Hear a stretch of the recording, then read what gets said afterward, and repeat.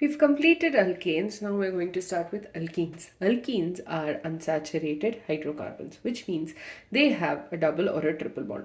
So alkenes are actually basically unsaturated, can have double or triple bonds, and alkenes have a double bond. So in this series, you have the general formula as CnH2n. This is the general formula for alkenes. For alkanes, CnH2n plus 2. Two hydrogens are removed because the carbon atoms are involved in the formation of a double bond. Now, they're also referred to as olefins because ethylene, which was synthesized from is the first member of the alkenes, is actually was found in an oily liquid on reaction with chlorine. So because of that, they are referred to as olefins. Now, we are going to be talking about the structure of the double bond. Now, obviously, there's going to be a difference between a single bond and a double bond. Now, alkenes have a double bond in them.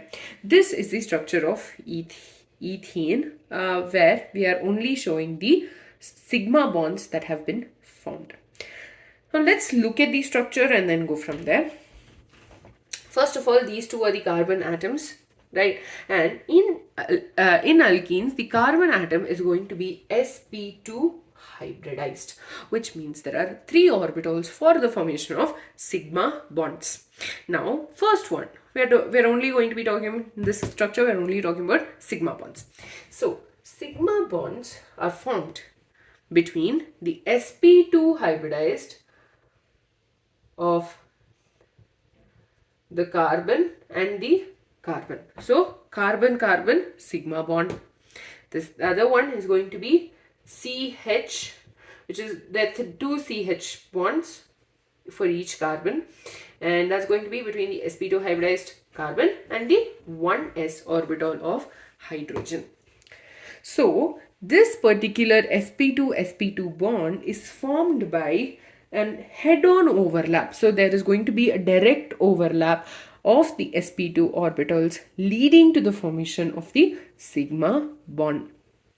And obviously, because of that, it is stronger and its bond enthalpy is going to be 397 kilojoules per mole.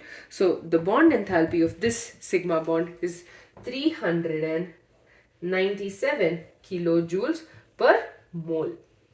The other one, obviously, it has formed only 3 bonds. Carbon atom wants the 4th bond as well.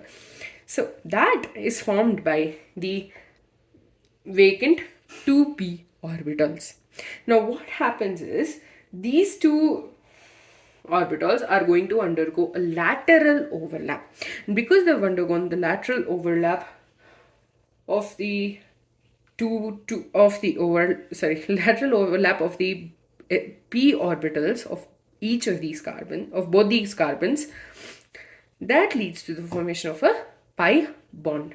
And because it's not head on but it's lateral, which means this is going to be like this, that leads to its bond enthalpy being relatively less, and that's about 284 kilojoules per mole. The next one we need to know, you can see over here, is that the bond length of a CC double bond is 134 picometers. For a CC single bond, it is actually 154 picometers. So bond length of the double bond is shorter than that of a single bond. Now, these pi bonds, like these, there are 2 types of bonds that are formed, sigma and pi.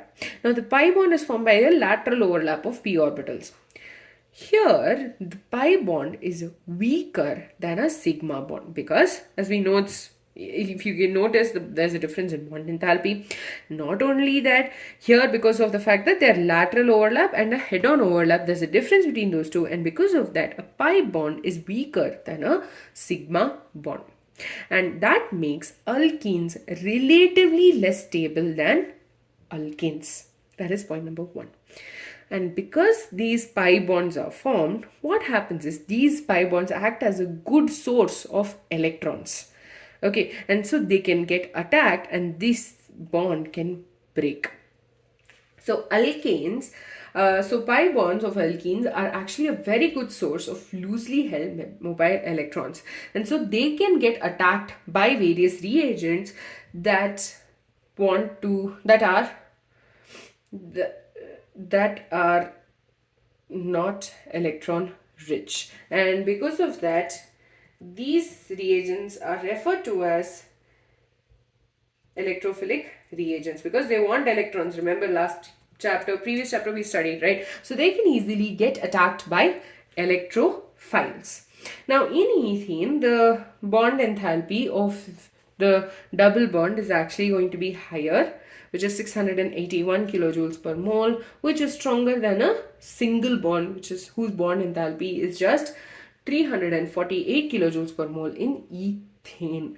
Notice I'm not talking about the sigma and the pi bond in ethene, but the bond enthalpy in ethene is 681 kilojoules per mole, which is higher and stronger than that of a single bond whose bond enthalpy is 348 kilojoules per mole.